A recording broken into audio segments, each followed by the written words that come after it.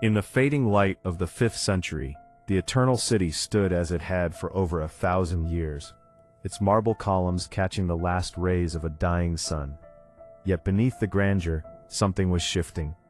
The wind carried whispers through the forum, where once the voices of senators echoed with unchallenged authority. Now distant thunder rolled across the hills, not from storms, but from the boots of armies that no longer answered to Rome. This was not the dramatic fall of legend, with fire and swords clashing in the streets. No, the collapse of the Western Roman Empire began in the quiet erosion of its foundations, in the last days when few could imagine that the world they knew was about to end forever. The empire that had conquered continents, built aqueducts that defied time, and spread its laws across the known world was teetering on the edge. And the people living through those final moments felt only the slow tightening of uncertainty. For centuries, Rome had been the center of civilization, a vast network of provinces stretching from the misty isles of Britannia to the sun-baked sands of North Africa. Its legions guarded borders that seemed eternal. Its roads connected bustling cities where merchants traded silk from the east and grain from Egypt. In the heart of it all, daily life pulsed with a rhythm that felt unbreakable. Citizens rose at dawn to the calls of street vendors, the splash of water from public fountains, and the distant chants from temples dedicated to gods who had protected the empire since its founding. Senators debated in marble halls adorned with statues of emperors past, while farmers in the Italian countryside tended olive groves and vines under the watchful gaze of provincial governors. Children played in the shadow of triumphal arches, learning the stories of Julius Caesar and Augustus, tales that promised Rome's glory would endure. The air smelled of baked bread, incense, and the faint metallic tang of soldiers' armor as they marched through the gates. Life continued in its familiar patterns, a tapestry of routine and ambition that masked the gathering shadows. Yet even in these seemingly stable times, invisible warning signs flickered like distant lightning on the horizon. Economic strains had been building for decades as the vast machinery of empire grew harder to sustain. Heavy taxation squeezed the provinces, where farmers struggled under the weight of supporting a bloated bureaucracy, and an army increasingly filled with barbarian recruits, whose loyalty was bought rather than forged in Roman discipline. Inflation gnawed at the currency, with debased coins passing from hand to hand, their silver content vanishing like the empire's once unquestioned power. Demographic shifts whispered of deeper troubles. Plagues had thinned populations, and birth rates declined as families hesitated to bring children into a world of mounting insecurity. Borders, once fortified by legions of iron will, now relied on foederati, tribal allies who served Rome, but remembered their own gods and kings.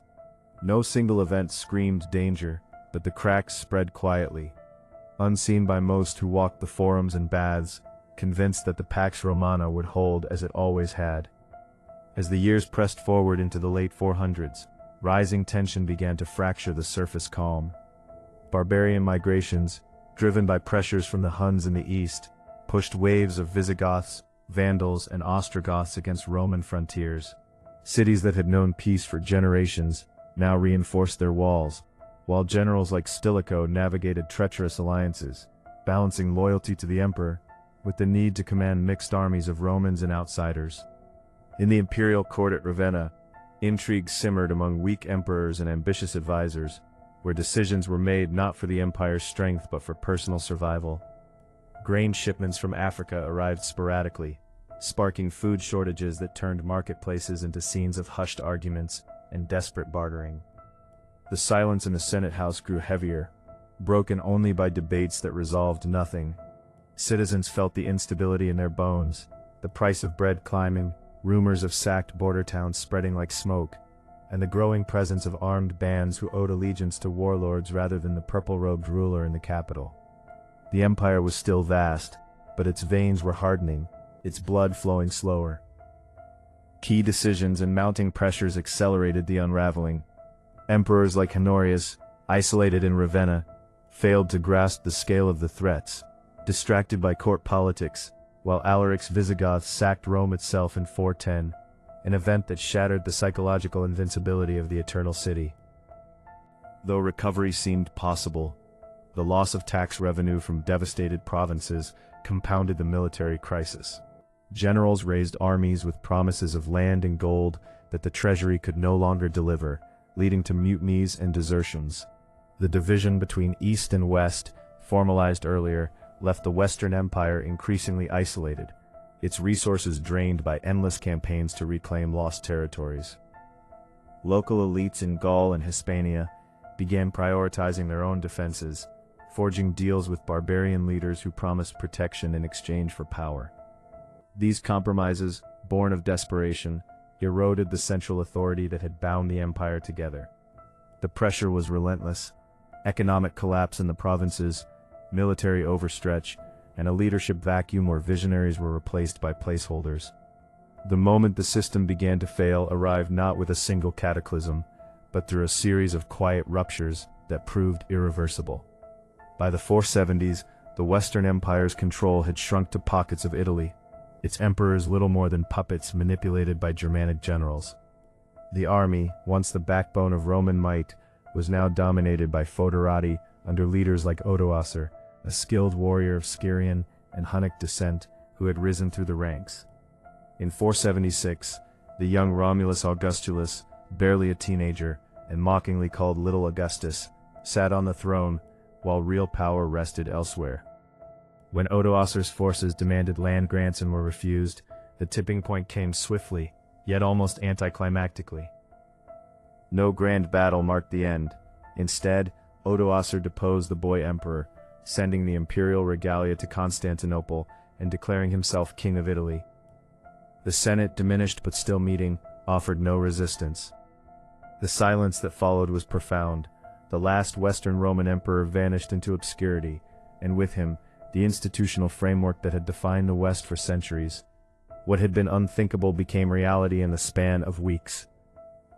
In the wake of this rupture, human consequences unfolded with devastating clarity. Cities that once thrived on imperial trade networks fell into decay, their forums overgrown with weeds and their aqueducts leaking or abandoned. Families who had known relative security now faced famine and displacement as supply lines collapsed and banditry surged across the countryside. Social breakdown accelerated as old Roman identities blurred into new hybrid cultures, where Latin mixed with Germanic tongues and Christianity competed with lingering pagan traditions. The elite retreated to fortified villas, while the poor scavenged in the ruins of what had been public works. Fear gripped daily life. The sound of approaching horsemen could mean raiders or supposed protectors, and trust evaporated like morning mist. Women mourned sons lost to pointless skirmishes, merchants shuttered shops as coins lost value, and scholars watched libraries burn or crumble, their knowledge scattered. The empire did not vanish overnight, but its people lived through the agonizing process of watching institutions hollow out, communities fracture, and the certainties of civilization slip away. The long-term historical impact of these last days reshaped the trajectory of Western civilization in ways that still echo today. The fall fragmented Europe into successor kingdoms, planting the seeds for medieval feudalism, where loyalty was owed to local lords rather than a distant emperor. Roman law, engineering, and administrative genius survived in fragments, preserved by the Church and the Eastern Empire, but the unified Mediterranean world of antiquity was gone. Trade routes withered, urban populations declined sharply, and the knowledge economy that had fueled innovation stagnated for centuries. Yet from the rubble emerged new possibilities. Germanic tribes blended with Roman remnants to form the cultural foundations of modern Europe, from France and Spain to England. The collapse highlighted the fragility of complex societies, demonstrating how economic strain, military reliance on outsiders, and political decay could unravel even the mightiest power. Historians would later debate its causes for millennia, but those who lived it experienced only the raw human cost of a world order dissolving. As the dust settled over the broken columns and silent forums, the last days of the Western Roman Empire served as a haunting reminder of impermanence. What had seemed eternal proved mortal, its grandeur reduced to echoes in stone and story. The people who walked those final streets could not have foreseen how their struggles would birth a new age, nor could they fully grasp the magnitude of what was lost. In the quiet ruins, where wind whispered through empty arches and night fell without the torches of imperial processions, one truth remained.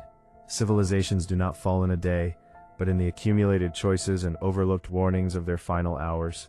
The empire's legacy endured in law codes and languages, in roads still traveled and ideas still debated, yet its absence left a void that shaped the West for 1,000 years. And in that void, the faint promise of renewal flickered, even as the darkness of collapse enveloped the known world, urging those who came after to remember how easily the light of order can dim when vigilance fades. The story of Rome's end is not merely one of ruin, but of the profound silence that follows when an age closes its eyes for the last time.